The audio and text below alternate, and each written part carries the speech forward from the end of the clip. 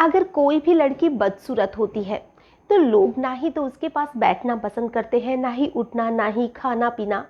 यहाँ तक कि उसकी शादी में भी बहुत ज़्यादा दिक्कत आने लग जाती है।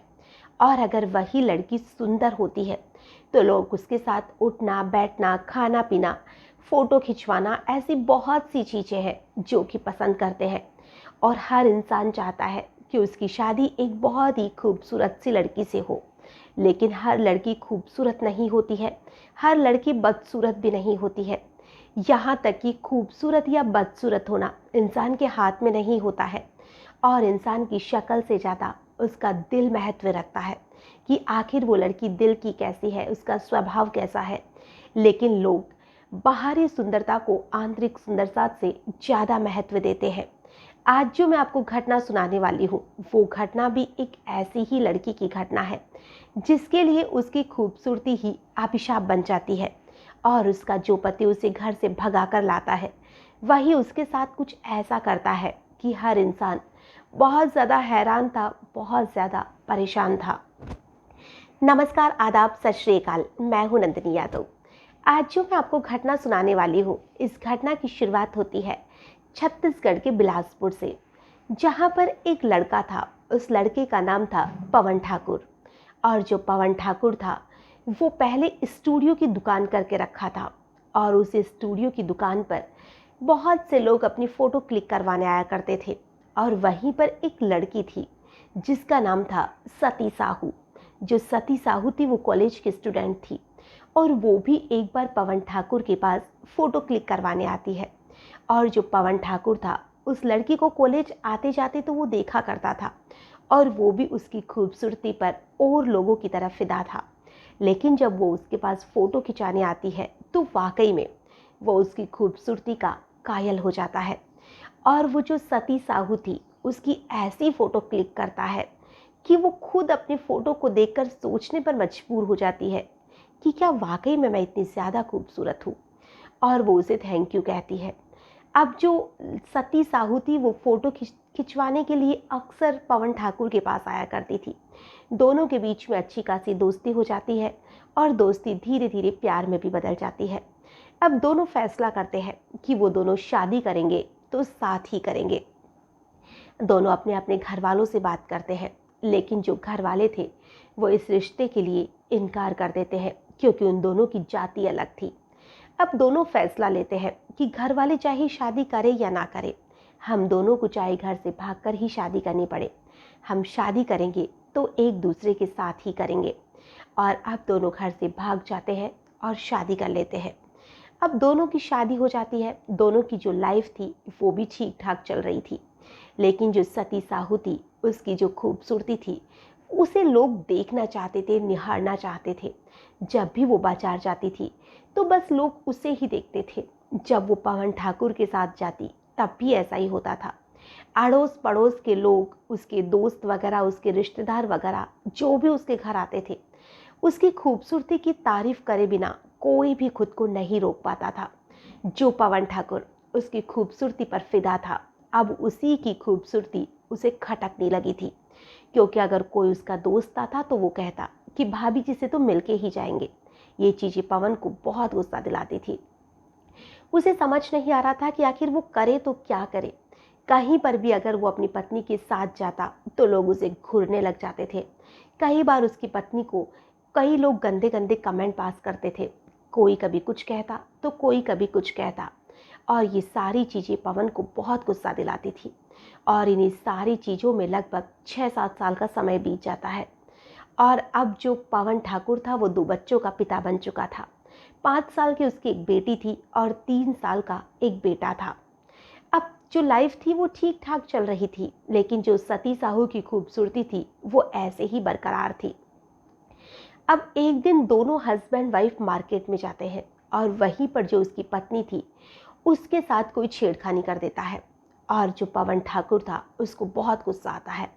वो उस अगले बंदे को तो पीटता ही है, साथ ही वो अपनी पत्नी सती को भी बहुत पीटता है। और घर आने के बाद में उन दोनों के बीच में बहुत ज़्यादा लड़ाई झगड़ा हो जाता है। और लड़ाई झगड़ा इतना ज़्यादा बढ़ता है कि वो गुस्से में उसका गला दबा देता है और गला दबाने से उसकी पत्नी की मौत हो जाती है। पत्नी की मौत होने के बाद में वो अपनी पत्नी को 6 टुकड़ों में काटता है और जो छत के ऊपर पानी की टंकी थी, उसी पानी की टंकी में वो अपनी पत्नी को पॉलीथीन में पैक करता है और उसी पानी की टंकी में रख देता है और वो अपनी दैनिक दिनचर्या में बिजी हो जाता है। अब जो पवन ठाकुर था, उसके 2 बच्चे थे। अब वो बच्चों के साथ में स्टूडियो की तो उसकी दुकान थी ही, साथ में वो नकली नोटों का काम भी करने लग गया।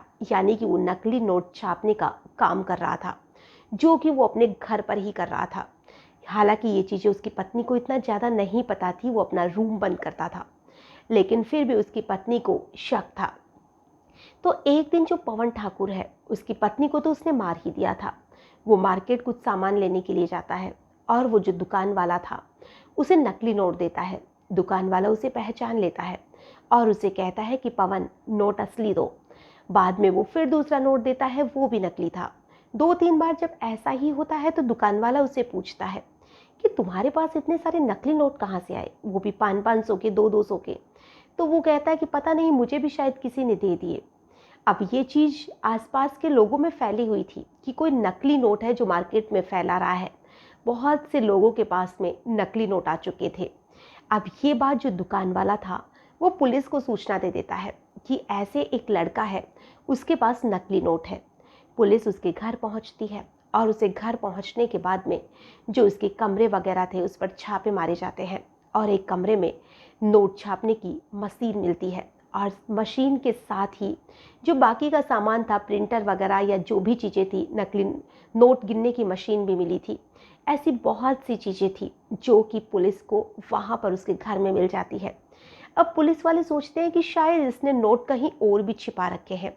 उसके घर की पूरी तलाशी ली जाती है। तो जब पुलिस वाले तलाशी लेने के लिए छत पर जाते हैं तो उस टंकी को देखते हैं। उस एक जो पानी की टंकी थी, उसको पूरी तरह से ऊपर से जो ढक्कन था, उसको पूरी तरह से पैक किया हुआ था कि उसमें से थोड़ी सी भी स्मेल बाहर ना आए।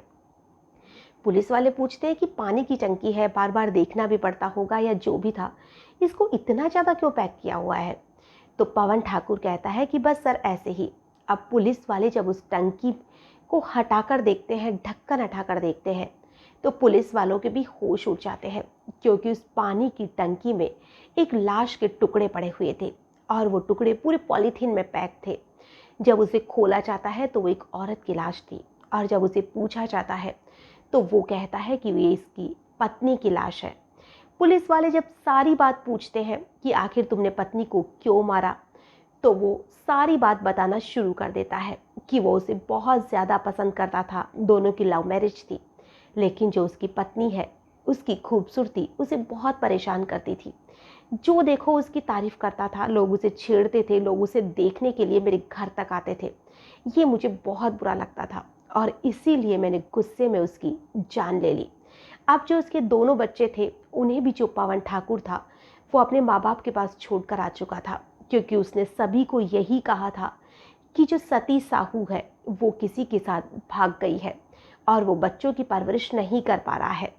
तो उसने अपने माता पिता से कहा था कि आप दोनों बच्चों का ध्यान रखना, पैसे वगैरह जो भी लगेंगे इनके खर्चे के, वो मैं आप तक भेजता रहूँगा। तो उन बच्चों को भी वो उसके दादा दादी के पास छोड़कर आ चुका था और यहाँ पर वो नकली नोट छापने का जो काम था, उसे अब जोर शोर से कर रहा था, क्योंकि अब तो उसे कोई रोकने वाला भी नहीं था, ना ही कोई टोकने वाला था। लेकिन कहते हैं ना, क्राइम को चाहे कितने ही शातिर तरीके से किया जाए, क्राइम कभी भी छुपता नहीं है। और यही पवन ठाकुर के साथ हुआ कि उसने क्राइम किया, पत्नी को भी मारा, साथ ही वो नकली नोट छापने का काम भी कर रहा था। लेकिन आखिर में उसने हर काम को बहुत शातिर तरीके से किया और उसे लगा था कि जो पत्नी की लाश है, उसे वो टुकड़ों में ले जा कर कहीं पर फेंक आएगा या कुत्तों को खिला देगा। लेकिन उसका जो प्लान था वो कामयाब नहीं हुआ और आखिर में वो पुलिस के हत्थे चढ़ ही गया।